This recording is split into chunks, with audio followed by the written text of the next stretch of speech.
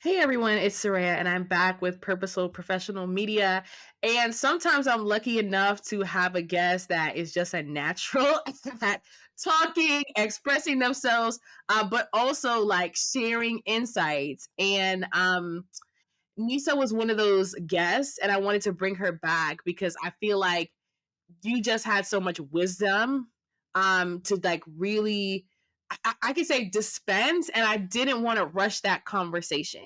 I wanted us to come back to this conversation, and I'm really, really excited to go into this part two. I think part one, we talked so much about manifestation, and I left with insights. I'm sure you left with insights that I had to sit and think about for an entire week.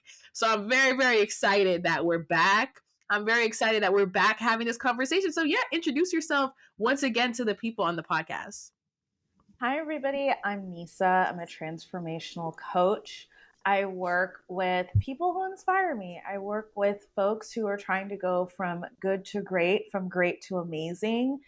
And I work with people to help them create things that right now might seem impossible, even though they've already done the impossible.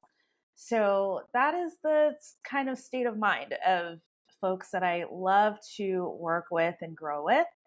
And my husband and I also co-operate Ginger and Carrot Productions, which is a media company that does marketing, social media management, and those fun things. We tend to work with brands that value and model inclusivity. So that is the gist of the things that I've got going on in my world. Yeah, a lot of stuff. But I want to get into your journey and also your mindset around the work that you do. So we're gonna get into the career section, but I do think I have one major question. We have our podcast divided into three sections: people, career, and culture. And for the people section, what I really love to do is get an understanding of who the person is as a person. So I have a Mm. question for you because I know that you help people to navigate scarcity. And I want to know, like, as a coach, right? You tackle scarcity and help visionary leaders to develop an abundant mindset. Do you have any formative experiences navigating your own scarcity mindset? If so, like, how did you navigate that period and transition into that lane of abundance? So let me tell you, I've experienced so much scarcity. I was raised on scarcity. If you are a Black woman, I don't care if you're a Duke, like you were raised on scarcity because there's this idea that even if you're doing okay, that's not what's normal and that's not what's typical. And in order to get there, that means someone else also can't be there alongside you. And so a majority of my earlier career was just in response to what other people told me I couldn't do, which very much so is lack mindset. It was very much so external validation. Like I wanted to prove that I could be educated. I wanted to prove that I could be accomplished and that I could achieve things. And it took me, when you're doing something that's not aligned, everything in your body will stop that, right? It's like you will hate it. You will hate every moment of it. You will run up against all of your triggers. You will not find that that period is the most easeful. And the growth that you're getting from it is not necessarily growth that makes you better, but rather building up defense mechanisms so that you can further stomach the misalignment. And I Mm. experienced that. I experienced that. And what I realized was at first my question started with does it have to be this shitty? Like the question started Mm. so small. And as I took one step forward and put one foot in front of the other, my questions got bigger and more expansive. And now the question is, how can I be abundant every day? And so Yeah. I would never say I'm there.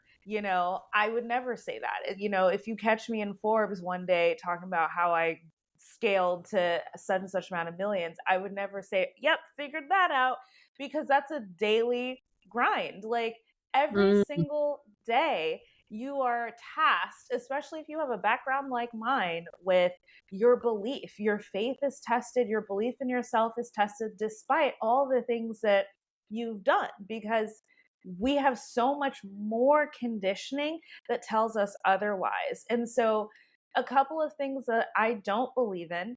I don't believe in imposter syndrome. I don't believe in Mm, that everything starts with positive thinking. I don't think that everything starts with you being the healthiest, wealthiest, happiest version of yourself, right? Everything starts with a decision. It's a decision. And you know when you've just decided something in your body and you just know. Like if you put it down to like romantic relationships, you're like, I know I'm never going to text that person. Like you're not just bullshitting with your friends, so you're like, I'm done. And how you just fully decided and how everything opens up after that. It's like I think that everything starts there. And anytime there needs to be a change in my life, whether small, career, personal, professional, I start with a decision. Like, what can I decide? And for me, like even this morning, I made a decision to get up 3 hours earlier than I usually get up. I just decided, right? mm, Most things aren't holding you back except your decision. And that's a yeah. tough pill to Ooh, swallow because it's so God. easy to blame everything else. It's so Mm, easy to say, I have this, I have that. I'm like, nothing will stop you but you. But mm, it's not easy because everyone and everything and every song and every post and TV show and book, like so much influence, magazines at the Planned Parenthood, everybody tells you the opposite. So, of course, you doubt yourself. Of course, you question your belief. Of course, you feel like something is off.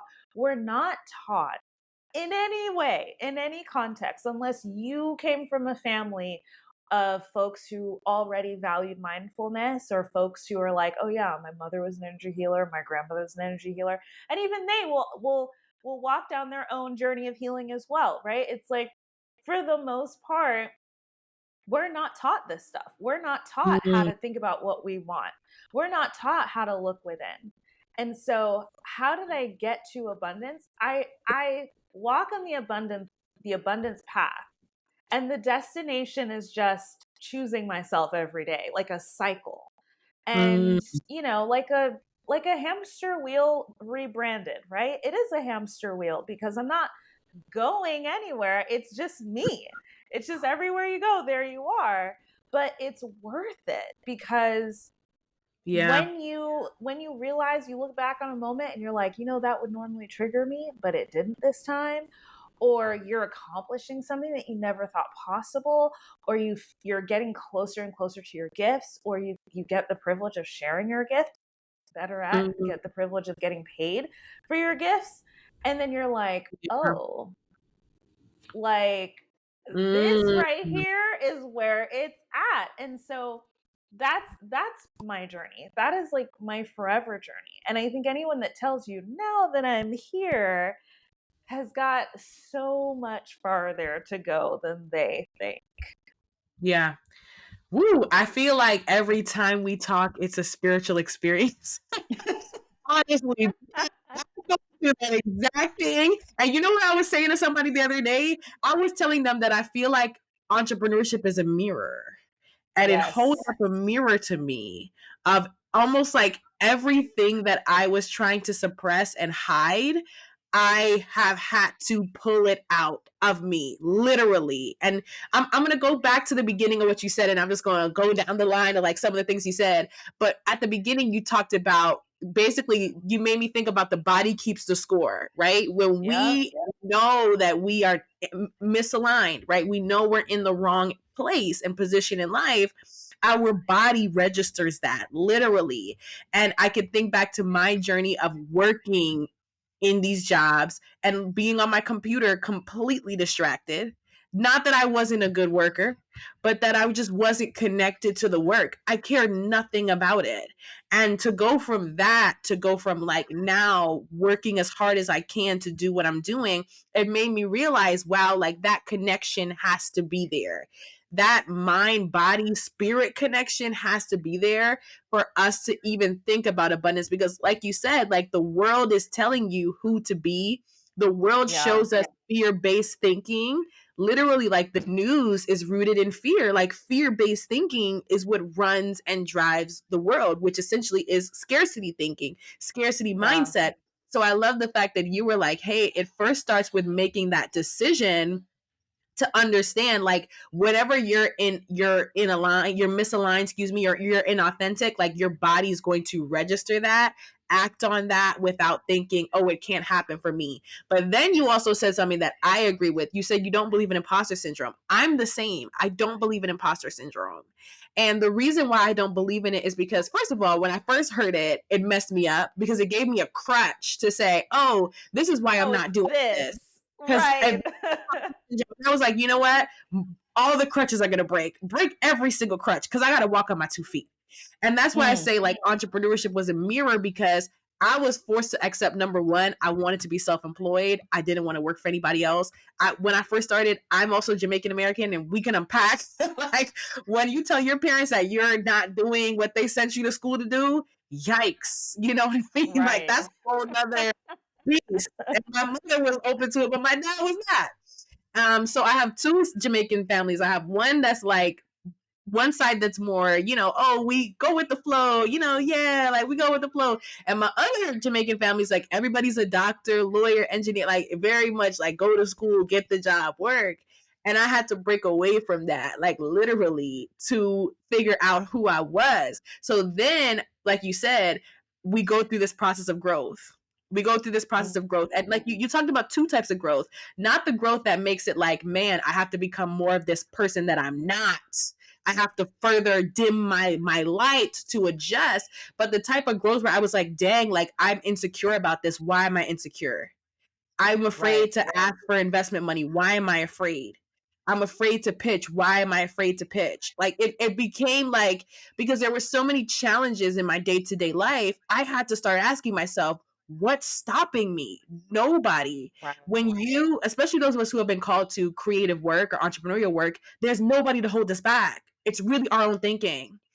And crazy how you said that, because that was the same conversation I was having with someone yesterday. That when you start the path of being self-employed, whether, content creation, entrepreneurship, whatever, there's nobody to hold you back. So you're forced to confront all the toxicity that working for somebody else would have swept under the rug. And not like toxic, like you're a bad person toxic, but just the internal toxic. Like, I don't fully love myself, which is why I don't ask for what I deserve.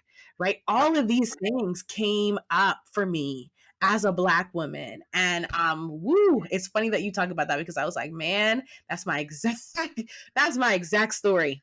That's my exact story. It's so Mhm. wild because, you know, even on this path where you're like, oh, I need to be healed. I've got to heal that. I've got to heal this. I've got to figure that out. And then I will be able to march down on Shark Tank and pitch, and I'll get 10% equity in exchange for $500,000. It's like, it's not about being perfectly healed. Like, you don't need to be in 100% belief every single day in order to garner success.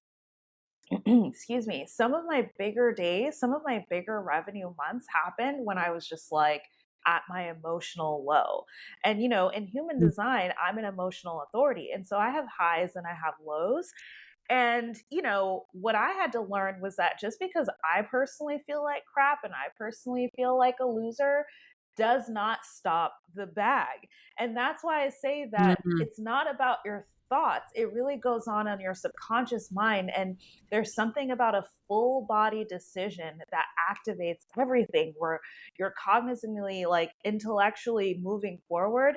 And you've got the buy in subconsciously as well when we're moving in this direction. And it is like day by day, it's making incremental, small improvements, right? Like, even if it's just that you ate a better breakfast this morning, even if it's just that you sent a pitch today when normally you don't, even if it's just that you planned a little bit better, or that you thought strategically about how to serve your clients on a deeper level. All of those things add up, and next thing you know, over time, you're like, holy crap, like I'm a boss. When did this happen? I know what Mm. I'm talking about. When did that happen? and then you really have something to offer. Like, you don't have to transform yourself overnight and be a saint and be the pillar of healing. And I think a lot of folks in the manifestation space and the personal growth space present that way. All of a sudden they're wearing flowy linen, all of a sudden it's everything is breath work, and it's like, you don't have to like forget about who you are and the energy you have and suddenly be softer than you really feel, right? But we can always decide to choose ourselves a little bit more than we chose ourselves the day before. And that choice is so profound because it's only from that place can you really serve at your highest level. Yeah. Oh my God. Somebody said to me, you're in LA when they start the meeting with breath work. When they start the meeting with the meditation. Facts. Okay. We talk about Literal in the room. girl. I've been at concerts. I have been at shows that started with breath work. And on one hand, I'm like, love to see it. But on the other hand, I'm like, okay, y'all, like I can't breathe actually. I don't know what this is. Yes. This is not breath work. This is hyperventilation. Oh my God. So you gotta be careful and make sure that, and that's why you gotta trust yourself, because if every wellness practice is not for you, like just like every exercise is not for you, right? Like with meditation, it's like it could be anything. Like I wouldn't tell somebody who doesn't work out to sign up for CrossFit. You start with walking. You start with just going outside and doing little things like that. You start small, and next thing you know, maybe a year or two into it, you're doing at-home workouts. Maybe you do a class. Maybe you try yoga. Maybe you go and try a CrossFit class like further along. And then you find what you like to do to move. Some people are playing pickleball right now. It's like some people have to swim, right? Meditation is just as diverse, right? Like mindfulness is just as diverse. Some people swear by breath work. For me, it doesn't really hit. Like for me, like meditation, box breathing, visualizations work great for me because I love an assignment. I love to be on a journey. I can't just sit there and empty my mind. I love to direct my focus somewhere. So it's like if something isn't hitting, that's fine. Like you don't have to force it. And that could be your body being like, girl, I don't know what you thought. Like it's the same with diets. Like some people are like, swear by being vegan. They've never been healthier, never been stronger. Other people would be at the hospital talking about they have a vitamin deficiency. Like everyone is so different. And so, trust your body, whether it's that you're not ready for something right now or whether it's just not aligned for you. There is something for you in the mindfulness space. You don't have to be uncomfortable to do it. No, totally. And I feel like I have to get into that human design thing because I think it might give me a better understanding of like why I do the things that I do, because I've been in this season of my life. I don't know if you've gone through a similar season where it's almost like sometimes I fight myself to contain myself. And I just feel like I naturally have a very expansive energy, and that's always been a problem. And sometimes I find myself like fighting to contain myself, like, okay, just focus, man, focus. But how do I tell people like I focus in parallels or I see things in threes? Like, how do I tell people that that's how my brain works? So maybe that human design thing will give me more insight into who I am as a person. Do you know your type? No, I don't. I really don't. I would not be surprised if you were a generator or a manifesting generator. Okay. Would not be surprised.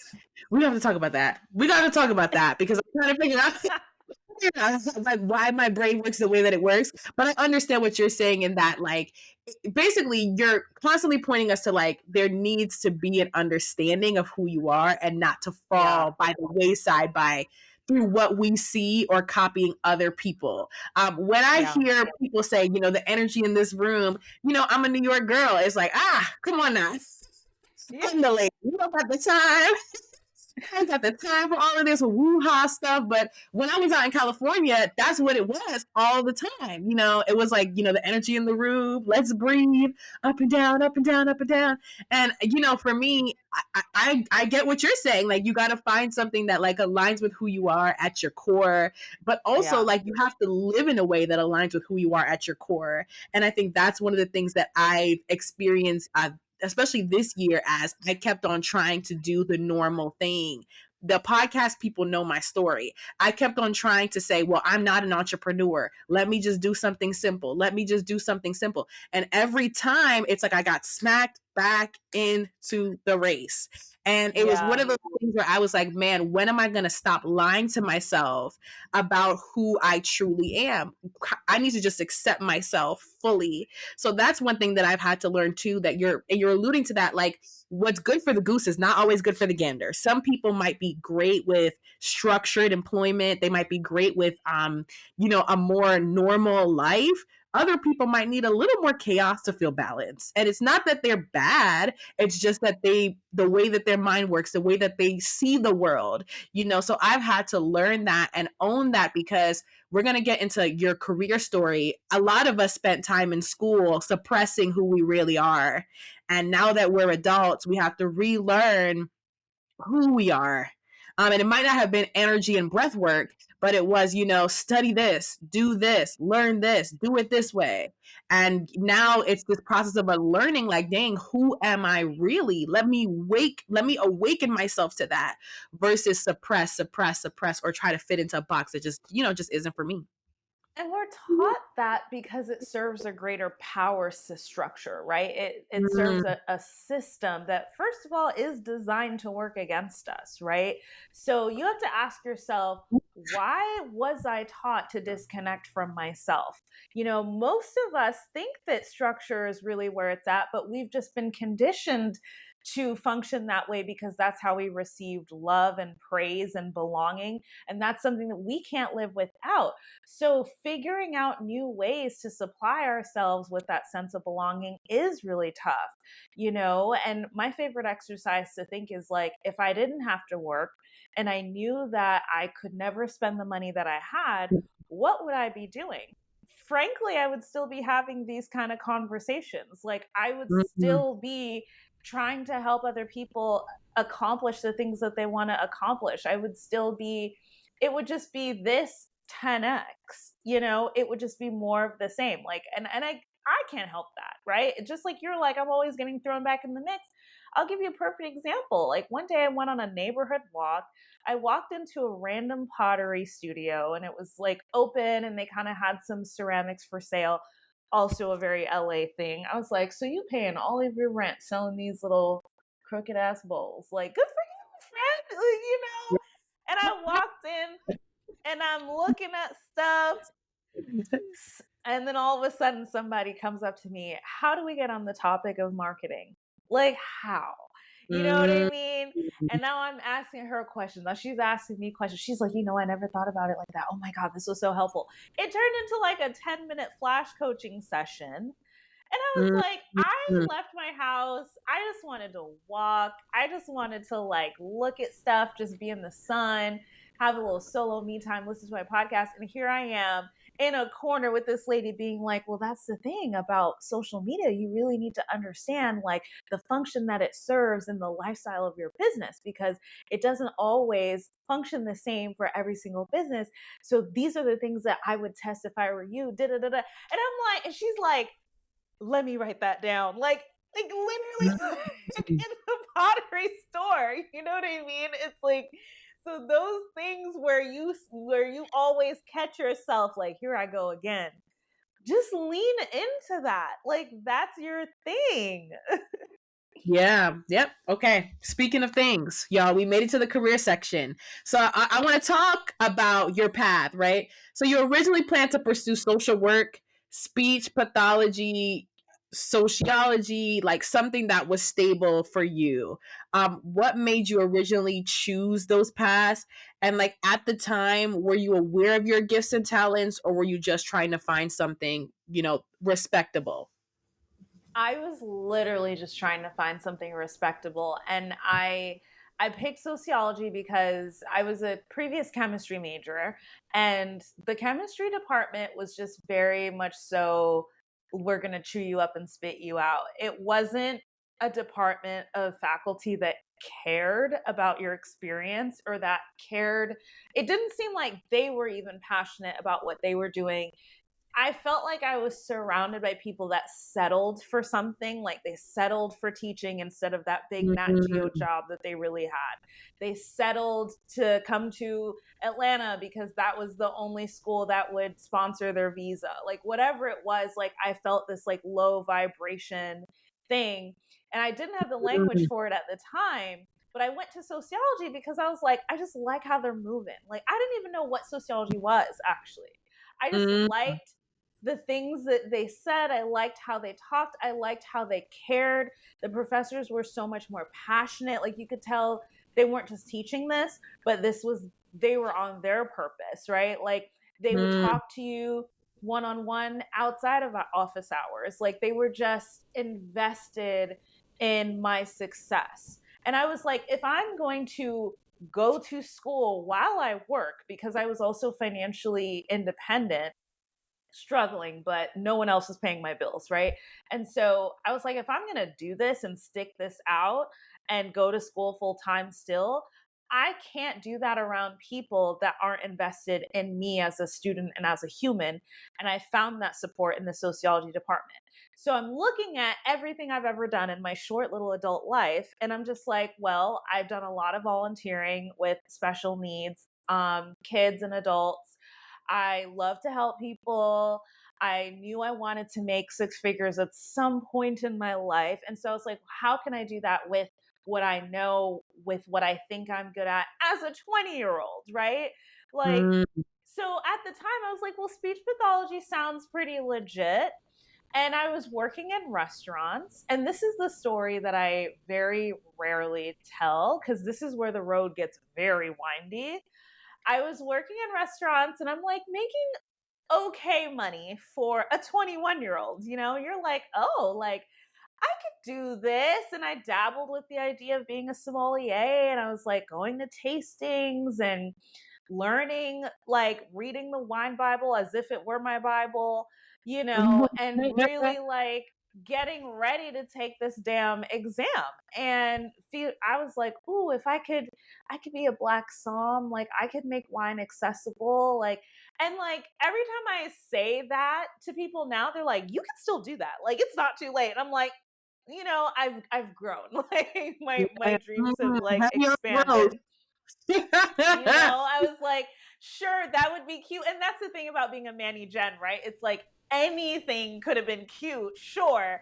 But all I ever love to do is to make things accessible to people that ought to have access to something. Like that's been a Mm, constant thread no matter where I set my focus on. And so I stayed in the restaurant industry a little longer than I planned.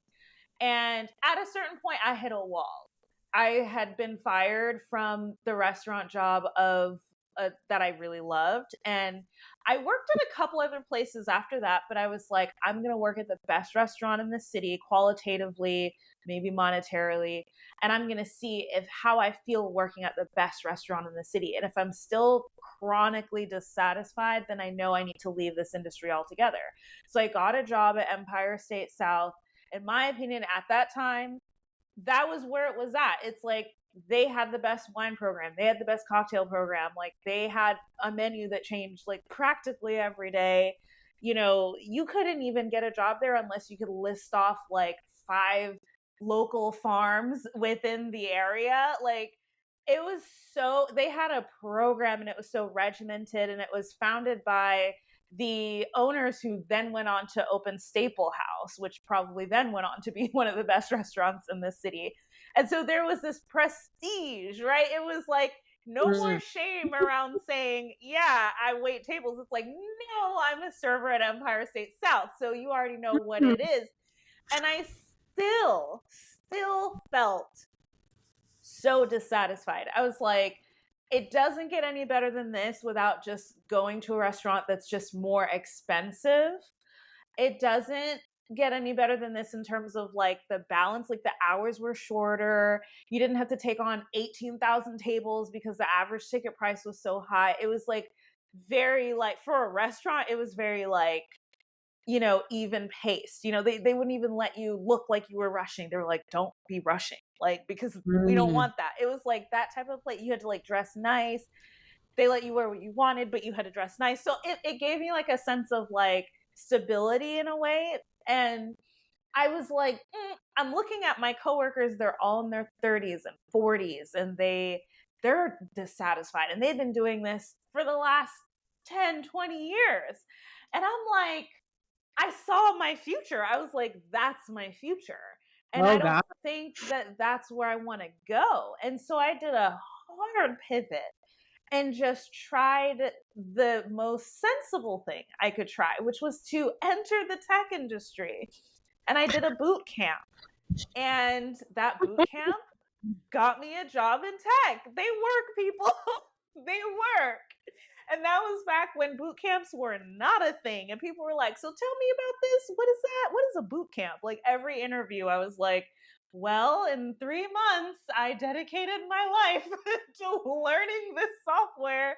Yeah. And eventually someone gave me a chance. And next thing you know, I went from working at night to having to get up in the morning. I went from standing on my feet to having a desk.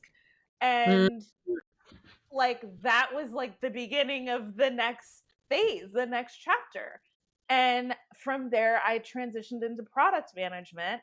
And I was like, okay, I like working in teams. I like making decisions. I like, the collaborative process, the business mindset. This is cool. Coding is not actually that fun and not coming that naturally to me, but I do think like an engineer, but I have the empathy of the user. Product management seemed like such a fit. And it's still something that I'm really so great at. And I got so burned out. I mean, you get passed up for promotion. The racism, being interrupted. I had been blatantly disrespected in meetings just by having like a difference of opinion. Being right wasn't just about being right. It was like you had to be right and you had to coddle someone's ego while you were being right, because you can't be too right because, and I was like, I don't know how to play those games. I just, it was maybe my restaurant background coming up again, but I was like, in restaurants, it's, we call for hands, bitch, you better run this food. When I say I need something, I need it now. And it's very one-to-one. It's so straightforward. It's, and then you go to the tech world and everything is political and you got to talk to so-and-so. And I was like, what? Like, that's dumb. Like, what? Isn't it about the work? Isn't it about the talent? Isn't it about the business growth, the productivity? No, it is not. So imagine my surprise with my sensitive ass. You know what I mean? And I was like, this is not it. I knew I always had a little side hustle. I always had a little project on the side. I thought, well, that's just my hobby. That's just me being a full, well-rounded person. And I'm like, who the fuck starts a skincare brand as a hobby, friend? Like, who sells things as a hobby? Girl, you know what I mean? Like, I was a photographer on the side as a hobby, but it just kept escalating. And I was like, when am I going to really give myself a chance here to live my authentic life? Like, when am I going to let myself go for the creative? Because all along I was like, what's the practical thing? What's going to get me that salary? What's going to get me a house? Because I was like, I need to get a house. I need to get a salary. I need to start saving for retirement. And that sounds pretty good, right? You're like, yeah. You go to any party, talk to anybody's mom, they're like, she's smart. And I kept getting that feedback. So I'm like, I'm doing the right thing. Meanwhile, my body's like, no. Yikes. Cut. Girl, stop, And finally, somewhere during the pandemic, after I got married, something about having somebody in your house looking at you like you're taking meetings in bed. Like you are still Mm. working and it is 11 p.m. There's something about having somebody just be like, just wanted to show you what you're actually doing, right? And it's like, it makes you take a step back. And I started another side hustle. And Oh. this time I had a husband who was also creative. And he was like, well, let me come along with you. And so we started building a portfolio for Ginger and Carrot Productions. And Mm. we were like, I think we're on to something.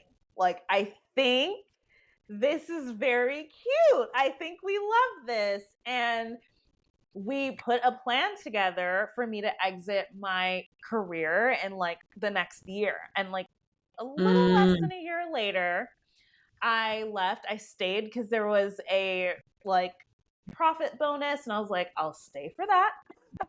Yep. And that was a Yep. very painful Mhm. couple of months because I knew I was about to leave. And then I took that leap of faith, and it has been a bumpy ride, but that was what started my entrepreneurial journey.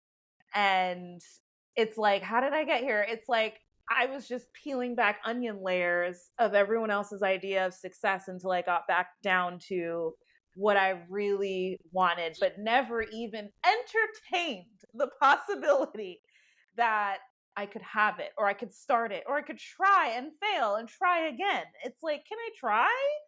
And so finally I gave myself that chance and I was like, look, I'm child free. I'm married, I have a dog. Like now's the time for me to take some risks in my life. And I'm never going to feel Mm. satisfied until I know if I could really do this thing or what else is out there besides just chasing a title and chasing a salary and working and retiring at 50 on a good day and 65 if you're average. It's like that just did not light me up at all. I wanted a life Yeah. that people didn't understand. Like I wanted the kind of life where people were like, what does she do? I don't even know, but I don't know how she has that house. Like I wanted that life. Mm. And I couldn't even explain it. And there is a power in team because I have to say having the partner that I have who just looks at you like you can do anything, it's a game changer. And he's like, Mm. well, why don't we? Left to myself, I probably would not Woo. have taken those risks. Yeah. I feel like everything you're saying is echoing powerful because first and foremost, you gave yourself the opportunity to try new things. And I think a lot of the time what I know about careers and what I know about life strategy, game plan, you're a coach. You probably think in all of these different terms like strategy, game plan, getting things done. Key to any strategy is not just knowing what to do, but knowing what not to do. And sometimes Yeah. we go into experiences to collect data points to realize this is not for me. And you know what? Yes. When the body understands that it's not for you, every time you stay there, you talked about the resistance. I believe sometimes we get external resistance when Yeah. we refuse to answer to what the body is saying. So you'll experience, like, for example, I hear so many entrepreneurs say, I ran from racism at my job. Not a coincidence, right? Because, on the Mm, inside, whether you say you listen to the spirit or your intuition, whatever, was telling you this ain't it. You wouldn't leave. So now I have to shift everything around you for you to see right. this is not where you belong. So I noticed that is probably one of the major signs of misalignment, that you are in a situation where the external factors that were once seemingly in your favor now start to cave in. Now you get fired, or now the racism is so bad you're burnt out, like all of these different things. And I think that once again, your story mirrors mine a lot because I wasn't trying to answer to who I really was. I wasn't trying to answer to my true purpose in life. Growing up, I was that kid that always said on career day, people say lawyer, doctor, engineer. I was like, oh, I want to be an entrepreneur. People beat that out of me because it's like, what do you mean you want to be an entrepreneur? You want to create your own job. That's not something that, most people do. Can you choose a standard career? And even, the context of how I learned about entrepreneurship, it was like, oh, an accountant having their own firm or a lawyer having their own law office. It wasn't like the type of entrepreneurship that I do. So it was very much like I didn't have a real solid career path. I ended up in business school. Yes, I did, because I had an inkling that I wanted to be an entrepreneur, but I didn't really know what I was getting myself into. Go to business school. Everybody's doing a conventional job. No one's really becoming an entrepreneur after business school. So now I see myself doing these internships. And once again, the body keeps the score. I knew these internships were, when I went there, it was not for me. I hated it. First of all, I walked out of 2 jobs that I had in my senior year because they were internships, by the way. And one of them, unfortunately, asked me to return the paycheck that I got. But I digress, okay? I worked out of two. I worked out of two. I worked out of 2 jobs, Can they and do that? I gave them their money back because I was done at this point, right? Because at first I was Yeah. like, okay, at first I was like, I'm gonna go corporate like everybody else. So I did the corporate internships, hated corporate. I was also recruiting for corporate, and I kept on hearing no. I think in my senior year of college, I was a decent student. I had awards for leadership. I was successful by popular metrics. I still couldn't find a job. I remember I went to my advisor, and she's like, I've never seen this before. What do you mean 40 rejections? I've never seen this before. And I was like, man, I can't seem to find a job. So I couldn't find a job. So I was like, okay, maybe I'm not supposed to work for a corporation. Maybe I'm supposed to work for a startup and small business. So I ended up working for 2 startup small businesses. One offer that I got fell through. They were like, hey, we wanted to work with you, but we don't want to work with you anymore. I was like, okay, cool. Another one, I actually left because of the misalignment. I didn't like how I was spoken to at that job. And I'm very like empathic about when you speak to me a certain way, you can hear me. Okay. I was like, let me just leave before I cause a scene, literally, because I couldn't keep myself together after the way that I was spoken to. Of course, I was the only Black person there. So I was like, you know what, the way I'm being spoken to, this ain't it. So at the time I was applying to a program, and a woman looks at my resume and she was like, where are you going to work? I'm like, I can't seem to find a job. She's like, well, you're really entrepreneurial. Like, you're an entrepreneur. I said, no, no, no, no, no. I'm an entrepreneur. What money do I have to start a business? I'm looking at her. She's telling me who I am. I'm telling her Right. I'm not, right? I'm canceling it out. And I'm saying, well, what do you mean entrepreneur? At the time, 21, 21 years old, trying to find my way. And I'm like, this just makes no sense. What do you mean I'm an entrepreneur? Meanwhile, my childhood self knew that I was an entrepreneur. I knew that in my Right. heart, which is why I said that all the time. And sometimes I'm just like, when I look at what I'm doing today, I'm like, dang, my childhood self kind of always knew that I was this type of person, but it took me going through so many detours to finally acknowledge what that Yes. woman said to me, which is like, I look at your resume, you're an entrepreneur. I didn't know how she saw it from my resume.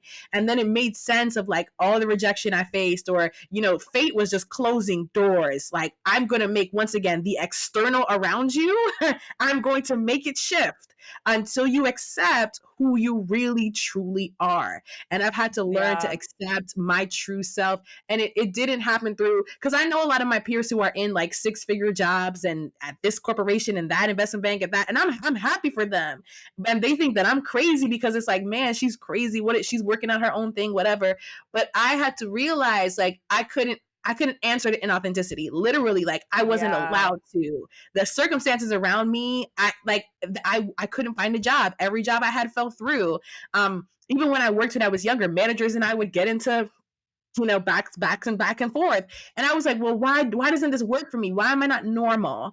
And I had to learn, like, you're not here to be normal. And Right.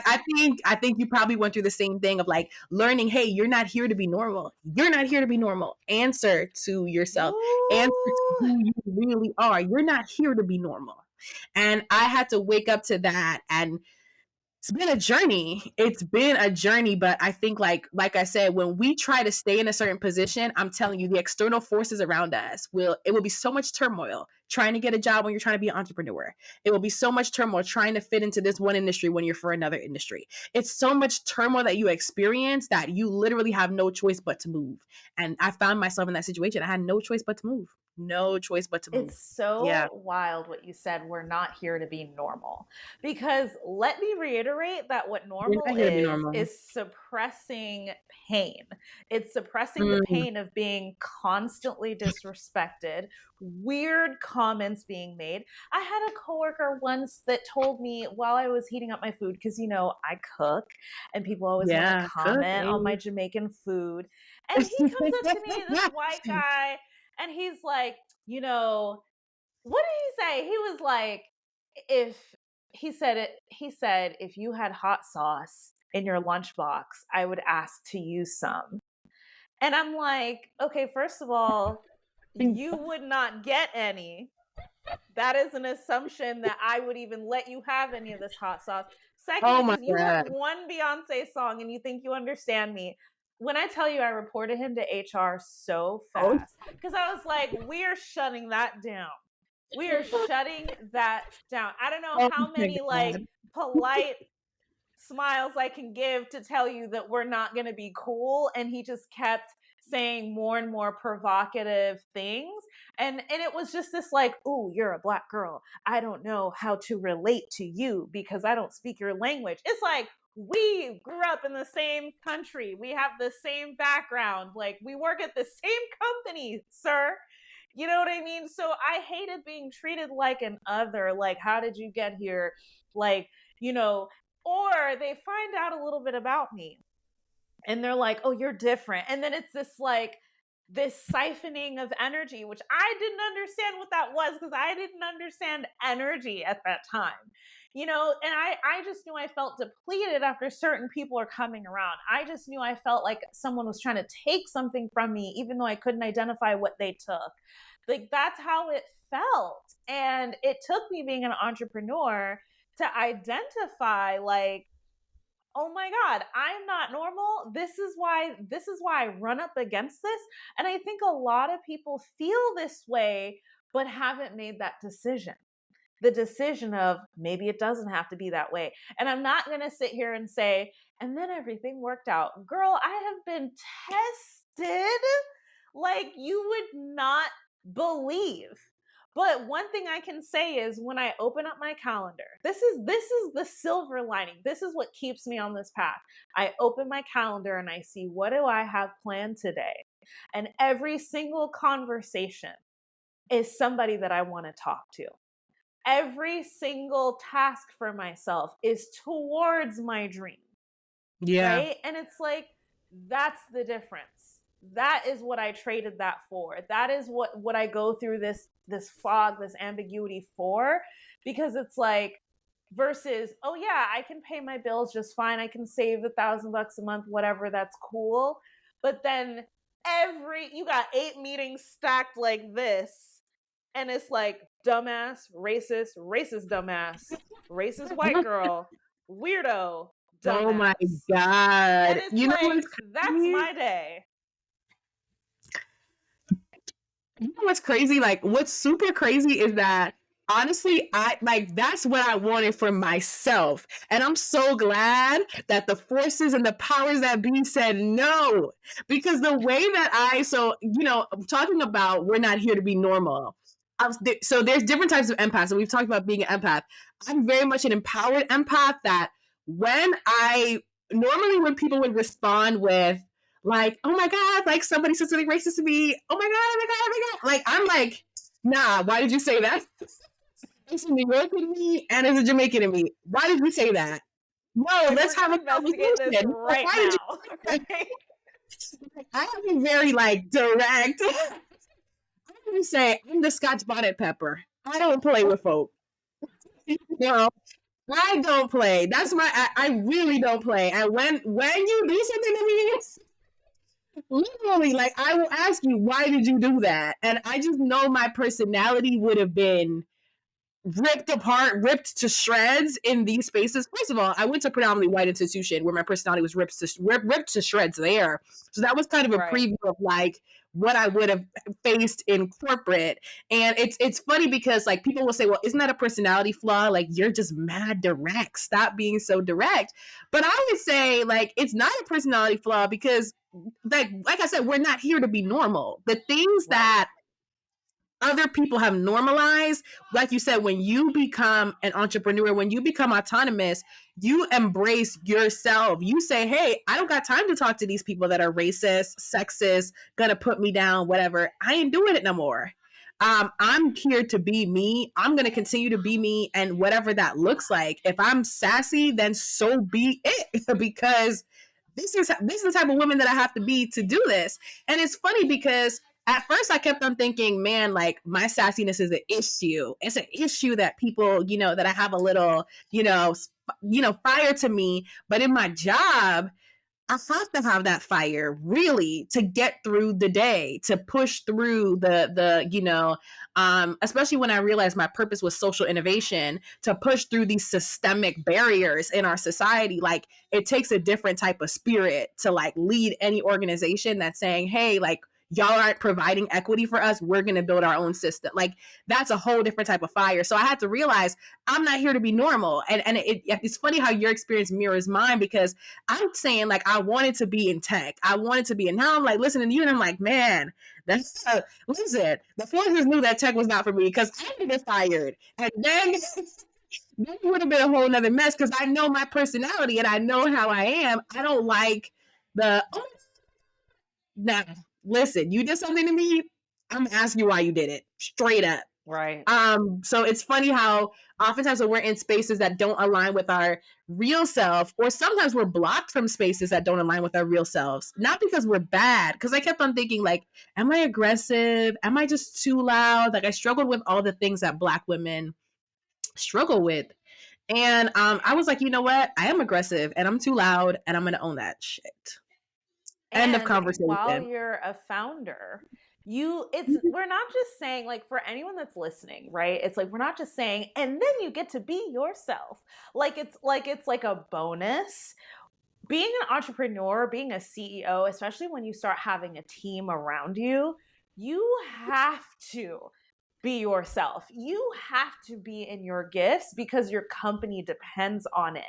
And you have to hire for your weaknesses. So in corporate, we're taught, how can you improve? We're taught, like, you need to improve in this area. And they go and they put a spotlight on your weaknesses. And they go, you need to improve, you need to improve. And you think that that's growth.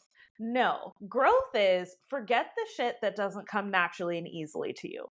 Forget that. That's not your gift.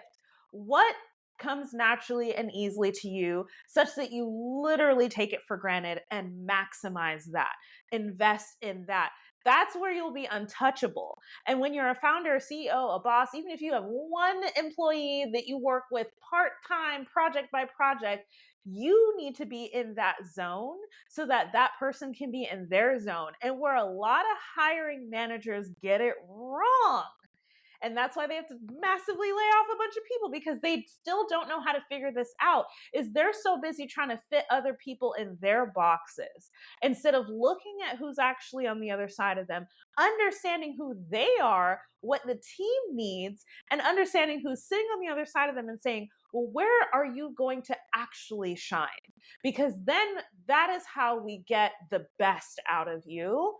And companies don't understand that. They just want to put you where they want to put you because they think that that's how business is. And then they wonder why 50, 60% turnover is happening. And then they just normalize that and they churn and burn and create this apathetic population of people at work. Right? We see it everywhere. And the beautiful thing about being a boss and not having someone be above you is now you have to take that radical responsibility to say, this is what I'm amazing at. Everyone else can do what I'm not amazing at. And they can do their gift too. And then together with our powers combined, we can be unstoppable. And that's obviously easier said than done, but that's the assignment. So it's not just like the perk and the fun part that we have to be in our gifts. It's like essential that we're in our gifts. Otherwise, you guarantee we'll fail. For sure, you're going to fail. Yeah, no, I think that's a very, very It's a very, very revealing comment on hiring and the state of hiring today. I always say that people are looking for worker bees, and a lot of it is resume based hiring. Like, you put the Yeah. resumes through the AI, who has the certifications we want, who has the prior experience that we want, who's been educated at the schools that we recruit from. And then from there, it's giving like, do you fit in to what we currently have? Even if what we currently have is dysfunctional, right? We're thinking about like, who's a culture fit. That's the number one thing that they think about. So it's not really about like, let me analyze, like you said, the team as a unit and figure out like, how can I get someone whose zone of genius is missing? It's more so, did they go to the right school? Do they come from the right family sometimes? Or do they look the right way? Like if you're Black, hey, you're never going to be the right person. So don't even try. Right. So I think it's this resume based way of hiring that is really holding people back. But you're right. I was thinking about that the other day, and I was thinking about the zone of genius. And one thing that I've experienced, I don't know if you experienced this, when I answered to who I really was, I started attracting so many people into my life. It's crazy to me.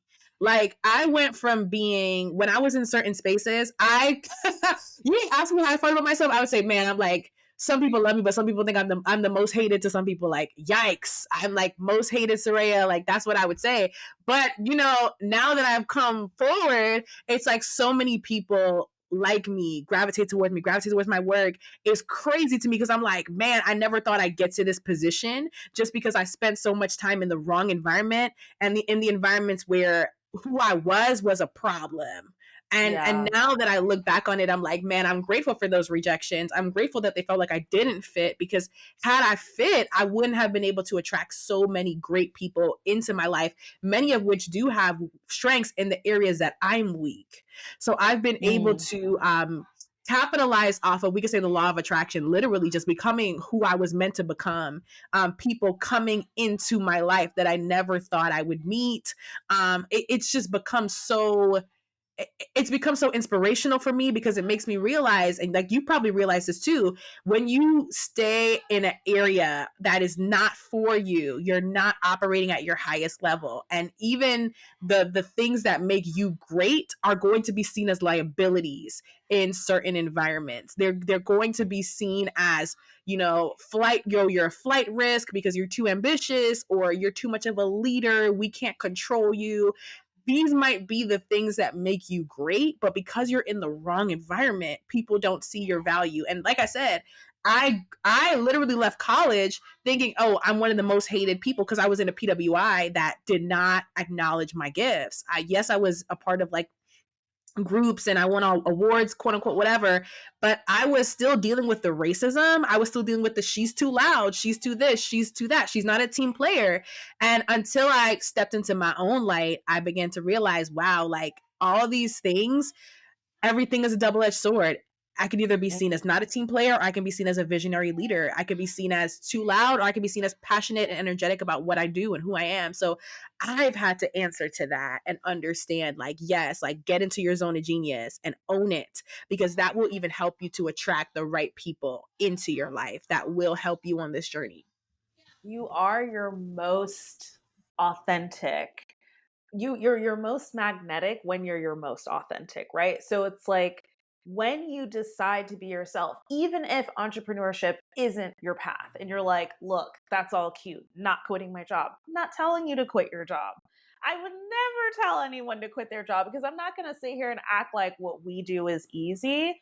However, even when in your current position, how can you be a little bit better about boundaries? Where can you say yes to things that are more aligned and no to things that are not aligned? Like, how can you have conversations with people who really inspire you within the organization? Like, maybe there's someone that you can start to have one-on-ones with. Maybe there's a mentor in another department that you want to work at, or maybe there's somebody that you just like their workflow. You just like there back when I was a product owner at OneTrust, there was another technical writer who eventually transitioned over to our team, and she just had the best organizational mind, and she could just do a million little things and make it look so easy. And finally I was like, girl, what voodoo magic Mhm. devil shit do you have over here? How are you doing that? And she taught me how she organizes her day. And literally, it's like, you see her, she look like she kikiing. She gets in early before anyone else is pinging her on Slack or Teams or whatever, before anything pops off. She goes through her priority matrix. She's done for the day by the time most people are just ramping up. Spends the rest of the day doing the social part, being the personality hire, building those relationships. And like, that's how she got like 2 promotions. You know what I mean? So people are like, wow, she's really getting it done. And the social aspect, because that was there, she was good at that too. And so I was like, damn, like, so even just on a peer-to-peer level, there's always somebody that you can learn from. So it's like, even within that container, within that 9-to-5 container, there is a way to do it better, right? It's like, and that's thinking like an entrepreneur, where you're like, who can I learn from? How can I give value? How can I increase the revenue of this company? What is the priority of this company? What's the priority of my manager, right? Like that, even if it's just that you adopt an entrepreneurial mindset in your job, things will rapidly change with the experience that you're having there. Yeah, no, I agree. And 100%, I would say, y'all, do not leave that job. Like, oh my God. As somebody who has done it, I mean, listen, it's working out, but do not leave that job. But what I would say, leave the job if you absolutely want to, and you know that you will never regret it. But don't leave for any other reason than you want to. Because every single entrepreneur I talk to entrepreneurs who left their job the moment they figured out they didn't want to be there, and 2 weeks later left with no plan, no savings. I know people who saved up for 2-3 years and left and never ran out of runway. Like, and I know people in between, right? And so no one can make that decision for you but you. But I'm not the peer pressure over here to be like, quit that job. I'm like, because you can't do it before you're ready. That's for damn sure. I was going to say that too. I was joking because, of course, I've done that. I left the job with no savings that was me. But it was because I had gotten so many signs that I felt like an idiot not answering to who I knew I really was. So sometimes we do go through that process where it's like, dang, like I kept getting hit over the head with like every single sign. But one thing that I will say is, like you said, it's about finding where you excel and standing in that. So you talked about your coworker that we could say she was like half like, organizational maven, but also personality hire. Listen, flex whatever gifts you have. Be yourself. Do whatever it takes. I think like a lot of people, even where I went to school, you feel guilty about using charisma or using, being empathetic, like using these things to get ahead. You feel guilty about these things because it's like, oh, you just got to be super analytical, like let the work speak for itself. But no, for some people, the power is in how you make people feel. The power is in how you talk to people. The power is in, the interpersonal skills. And oftentimes, because I come from a business school mindset, they downplay that because it's like, oh, just soft skills. But some people take it beyond soft skills where it's like when you talk to people, you energize them, like leverage that gift, leverage your gifting. So I think that's something that people can also take away from this episode, like wherever you are, because entrepreneurship is not for everybody. Neither is 9-to-5 for everybody. Everybody's path is different. But I would say whatever path you are on, make sure it can help you to express your gifts and that you can live within those gifts, because I feel like that's what really makes people special. The fact that they, like you said, the coworker that you had that was super good at organizing, but also really great with people, like this person played to their strengths and they understood, okay, this is what I'm good at. And like you did say, you are the most magnetic when you are authentic. So the more authentic you are, the more magnetic you are. And yeah, that makes a lot of sense. All of that makes a lot of sense. 100%. All right, so we finna wrap up this very quickly. So let's go into the culture section. So culturally, a couple of things that you said that I think have stuck with me. You said that you have encountered other women doing big things and breaking norms that you call expanders. Why did you Yes. use that term, expanders? And can you name one and maybe give an example of their influence on you? An expander is a person or entity that shows you that something is actually possible, Mm, right? So when you know, let's say that, like in the example that we're talking about, let's say that you want to be a millionaire one day, and you're like, it just feels so far away. Like maybe you've never made more than $100,000 a year. You're like, how am I going to be a millionaire anytime soon, you know? And then mm, eventually, maybe you meet a millionaire, or maybe you realize that there's a millionaire in your family. Like, you know, my husband, for example, has a multimillionaire within his kind of family unit, and it's like a family friend, like cousin situation.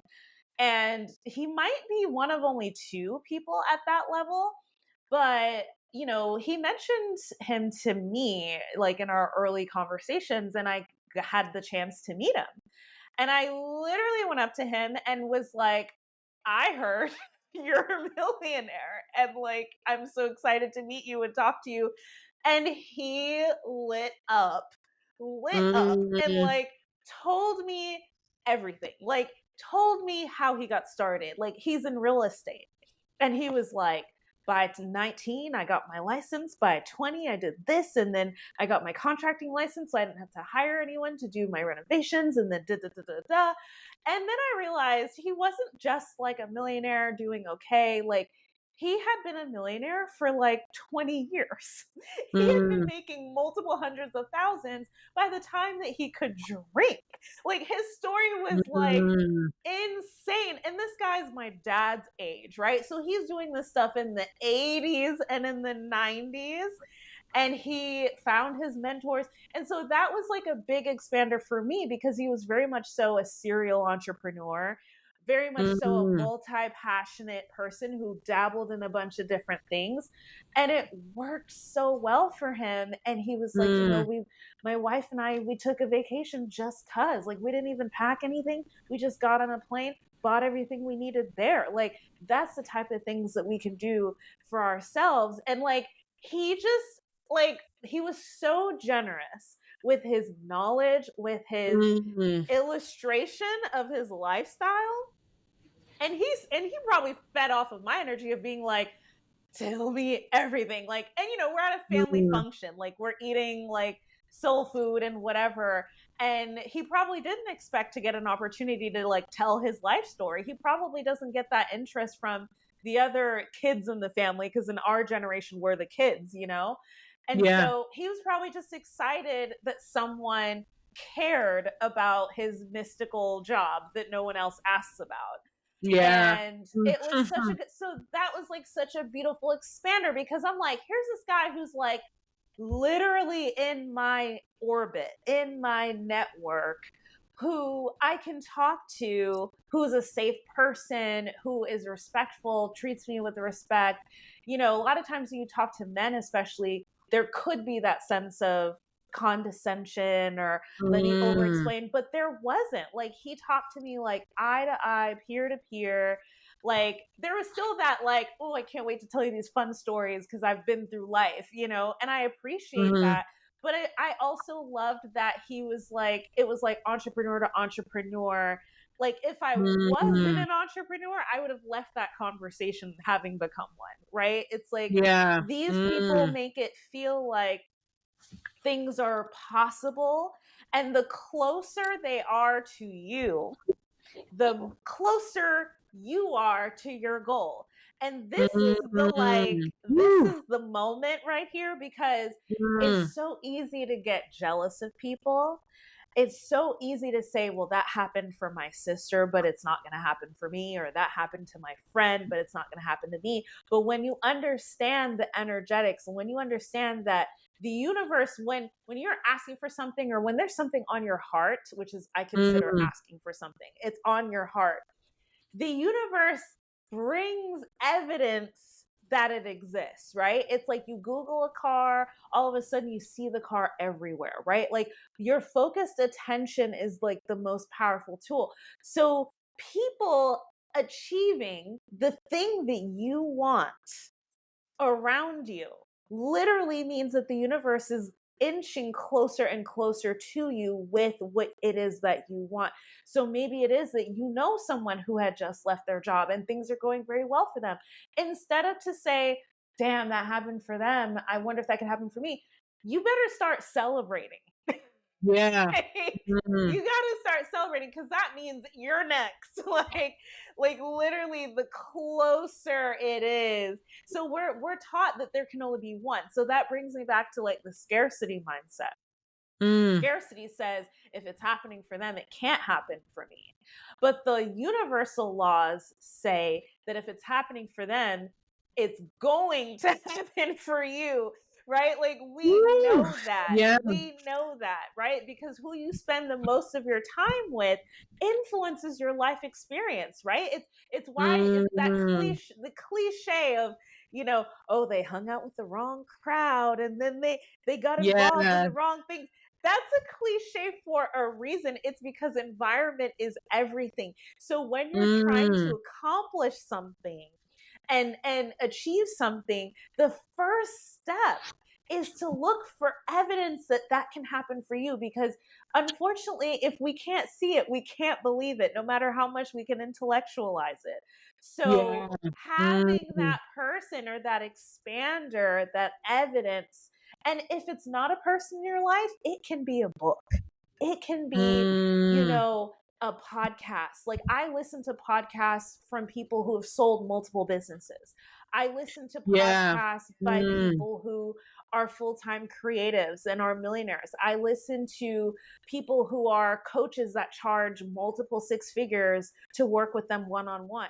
That's the only people I listen to because they are my expanders. They are the evidence that what I want is normal, not even just possible, but normal, right? So if you want to be, literally the most outlandish like example I can think of is if you want to be a rapper, right? Like you for real want to be a rapper and you want to make a living and you want to make a great living being a rapper. The first thing you got to do is get around other rappers that have your same work ethic, that are a couple of steps, even maybe several steps ahead of you, or in the trenches with you, grinding like you are.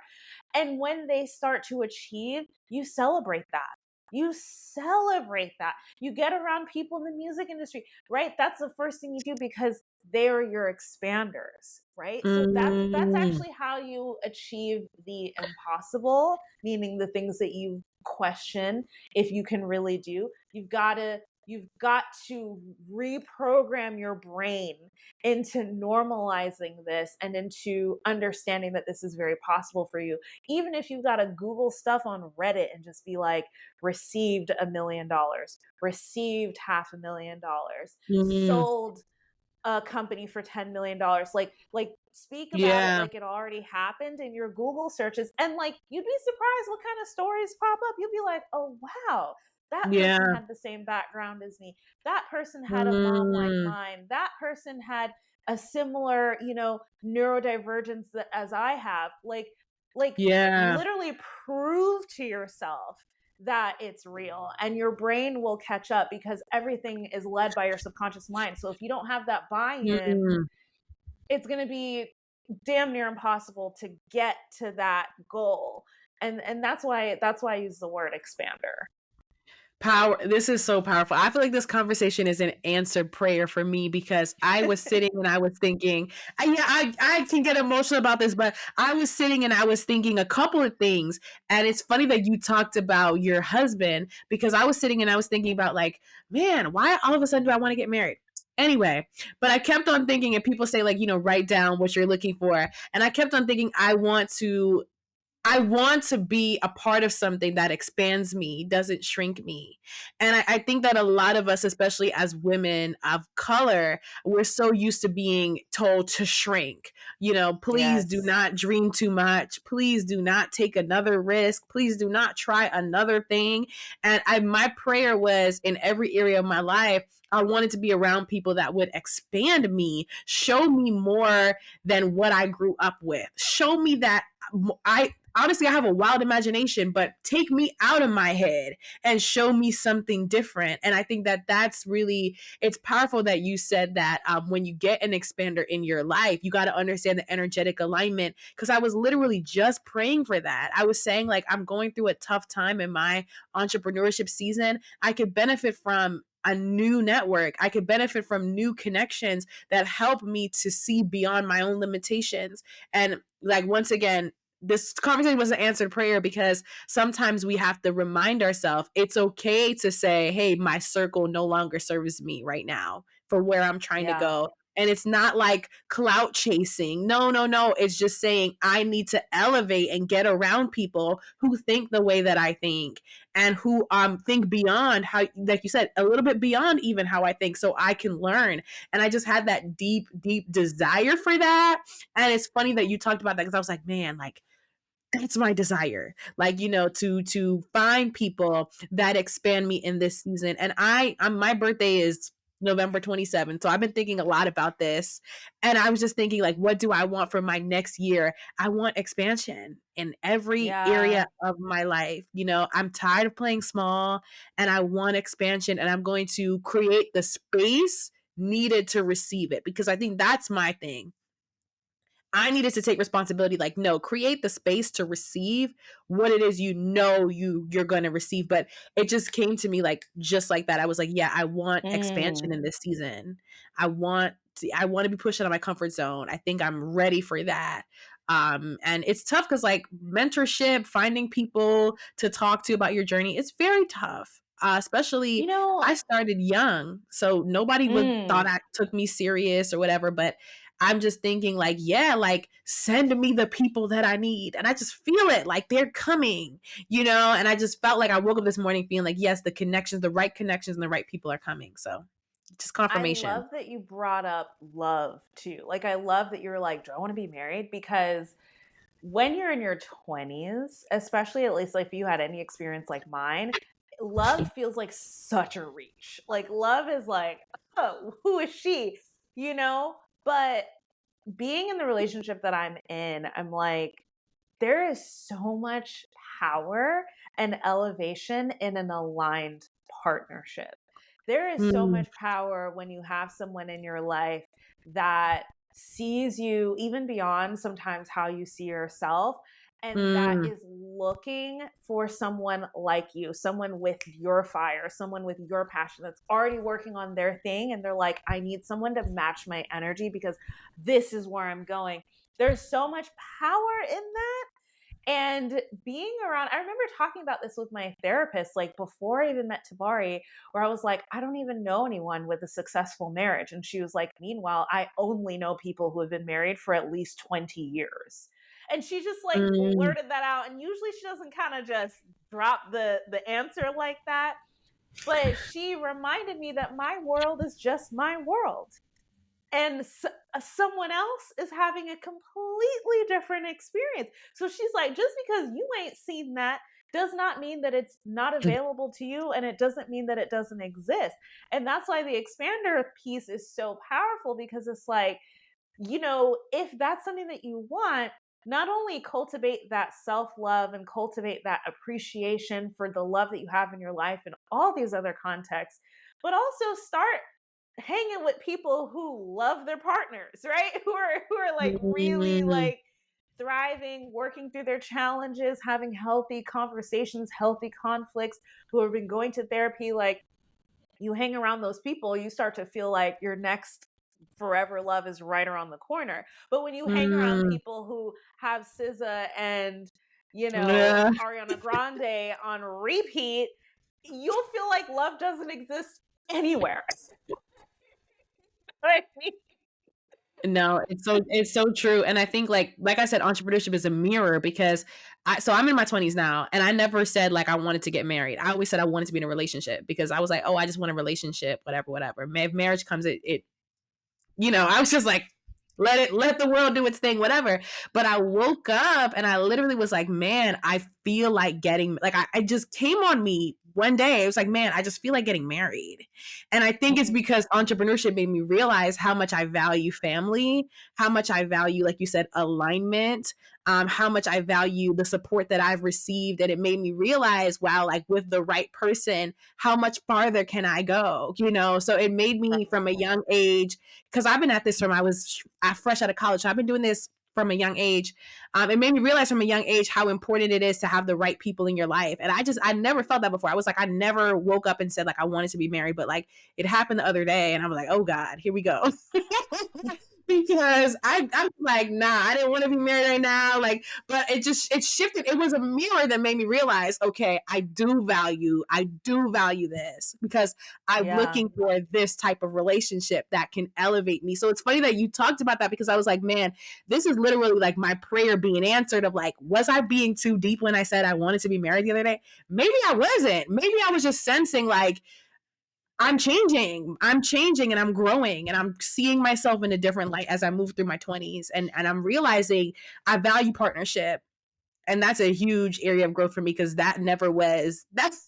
I am the girl listening to SZA, Summer Walker, Kaylani. Like, it never was for me, like, oh, like, because it's not cool to say that, especially when you're in your 20s. Right. It's not cool to say, like, you want to be married. It's not cool to say that. But I was like, man, I just felt it. I And felt you something get change those in me. intuitive hits. Like you all of a sudden you wake up and you're like, "Oh my God." So maybe you're having that feeling because that partner is starting to orbit your life, or maybe they're already in your experience, and all of a sudden like you got that sort of that guidance. For me, I believe we have guides. We have people Hmm. in the universe. We have energetic entities in the universe that are literally giving us instruction on what to do next. And we can listen to them or we could not listen to them. And sometimes when you get a message so clear, I'm like, that could be guidance coming in and being like, we have this aligned partner for you who's going to feed your fire and hold you accountable and tame it so you don't have a forest fire. But we are going to Yeah. light this up. And so sometimes when out of nowhere, when you get that idea, write that down, No, I did. I sit on journaled on it, that. but what I also want to say for those listening though is through experiences you learn what misalignment looks like. And trust me when I say I've seen jealousy of my career. I've seen snide remarks. I've seen the little bit, oh, you always try to do the most. You're always trying to outdo me. I've seen those things and experienced those things. And I was just like, nah, this ain't it. To the point where the last person that tried, red flags showed up so early. I was like, I'm good. Completely. No, I'm not meeting you. No, we're not linking up. No, we're not. No, because I completely shut the door. And that's how I knew something had changed in me because I was like, man, a couple of years ago, I would have said, I would have why entertained this. come through?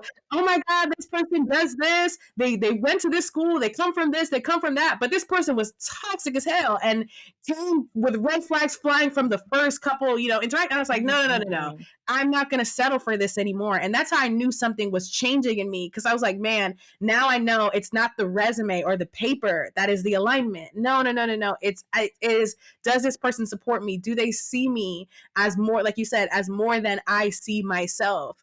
So everything that you were talking about, I was like, man, these are the same things I'm thinking about as I've encountered misaligned people. Yeah.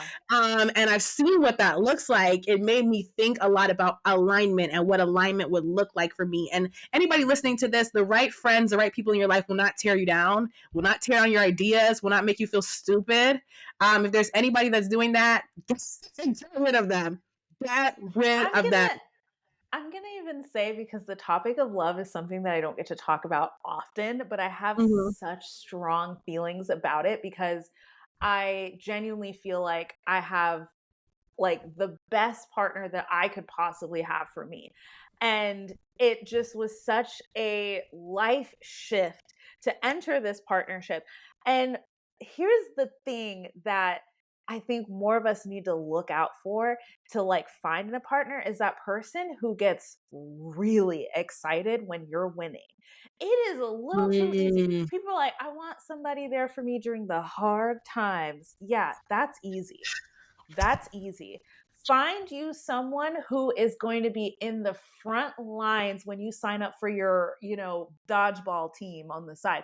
Like literally just the other day, like I was joking to Tabari that I should join a sports team because I forget what movie we were watching, but it was like they were playing baseball or tennis or something. And I was like, what if I joined a sports team? He was like, I would be unsufferable. I would be like, on the front bench screaming my ass off. They would be like, get him out of here. Like, I'd be your biggest fan. Like, he got so excited about just the thought of cheering me on for softball. You know what I mean? And that's the energy that he brings to like every achievement and every accomplishment that I bring, even the ones that you could say might be more intimidating. Like he gets so excited and starts like imagining, like he gets a clearer vision of that win than even I do sometimes. mm, And it's like, those are the things you look out for that. Of course they'll be there for the hard times. You look out for that, of mm. course they're not going to gaslight you. Of course, like that's somebody who will do the work with you. Like so many other things get taken care of when that one quality and characteristic is there. And I promise you, like even if it's not a forever thing, like you will have a much more positive dating experience when you look for that element in people. No, we got to talk offline about that because I feel like that's the number, like I would say like number one red flag that I catch is how they react to who they think I am. So a lot Yeah. of the time there are people who they'll try to say, oh, well, that seems like a lot, or that seems ambitious. That's, just like little like snide remarks of like, oh, I'm not comfortable. And it's funny because one person, I had met this person before they approached me. They knew me from my past life. I'm gonna say my past life on here. And honestly, I was different back then. I was still me, but I was not an entrepreneur. I was different back then. I had more conventional goals. I appeared to be on a more conventional path. And when this person contacted me years later, it's almost like I was a different person. They were like, "Oh, well, you're doing this, you're doing that, you're doing this, and it's like they had an issue with who I was." I'm like, okay, this is the power of like when you fully become who you are, the misalignment becomes so obvious. And I was like, man, I Yes. never thought it would become so obvious that this person. Because if somebody would have asked me back then, I would have said, "Oh, this person seems like a good fit for me," based off of the resume and the paper. When I became who I was, it was like the misalignment was so stark. I had to acknowledge it. Red flags were flying out at me, and I had to acknowledge that this isn't it. So I would also encourage people like the power of knowing who you really are. Wow, you get clear. It becomes very, very clear who's for you and who's not for you. And That's yeah, the that's a thing win to about me. being that's the thing about being magnetic, right? You attract so strongly what is right and you repel like hell what is not right. And this is in all areas of your life. And so you can kind of feel like, damn, nobody fucks with me no more. And it's like, nah, you're just clearing space for what's to come. And that's the process, especially when you're manifesting things quickly. Sometimes that disruption is even more dramatic. So that is something to like just be aware of before you start to fuck around and think that something's wrong. It's true. It's so dramatic because when I tell you, like, the friends that I have are people that I met after college, I would never believe that. I would never. But then again, when I think of the fact that in college I was who I was, right? I was still, doing the leadership, being a student, whatever, but I wasn't fully who I am today. And I think that, like, when I answered to my fullest self, people fell off, people dropped off, people fell off, people disappeared. And I had to grieve those relationships and realize, like, maybe they're confused about what I do. Maybe they're scared of what I do. Like, or if I'm around her, I'm going to get the bug to leave my job. I don't know what it is, but I just felt like, man, in that season of loss, I had to recognize everybody that came into my life. And for some Right. reason, I just kept on thinking about who left, who left, who left. But I'm not realizing everybody that came into my life. And I now, like, I travel all over the country. I meet so many amazing people everywhere I go. Like, my life is so much different because I've decided to become who I am. And I'm not even at the apex yet, You which just is getting scary to me. started. Which is scary to me because I'm like, man, when I truly do reach where I feel like we never reach, but when I truly do finally experience that thing where it's like, okay, things are now flowing, I can only imagine all the opportunities, everything that's gonna start coming in. But so yeah, thank you, Neysa. Like, girl, we can go. We can go. We You were can like, I definitely have one question. We are still on we that can, question. yeah, no, we can go because I think that this was amazing. The listeners are going to get their life. We also have to talk offline about some of this human design stuff to help me figure out why I'm the way I am. As we're going to Yes. unpack a little bit of that. But thank you so much for being here. The guests are going to be so blessed by this whole conversation.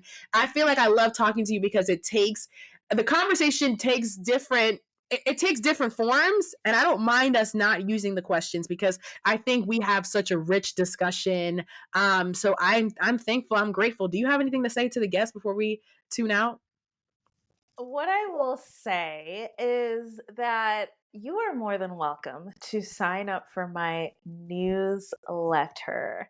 I Okay. have a very rich, in depth newsletter, and I give a lot to that. And that is the primary way that, besides my podcast, that I show up and create content. And so, if you're not on my newsletter and you want to experience my coach like energy, definitely sign up for that. I also launched a really fun coaching opportunity where you can get coached by me via email. So instead of having to jump on calls and coordinate schedules, you just email me that lengthy text that doesn't belong to your best friend, and I will send you my best ahas and insights. And so if that's something you're interested in, you'll have my contact information with this description box. And that's something that I recently just announced. So I definitely wanted to announce that here too. But I'm so glad that I was here. This was such a privilege. I love talking to other multi-passionate Black women. I love, just all the evidence that we saw just in each other and the expansion that we provided for each other. This is why I do what I do. So glad that I got to be here. All right. Thank you. Thank you. All right, y'all. Take care. Okay. Let's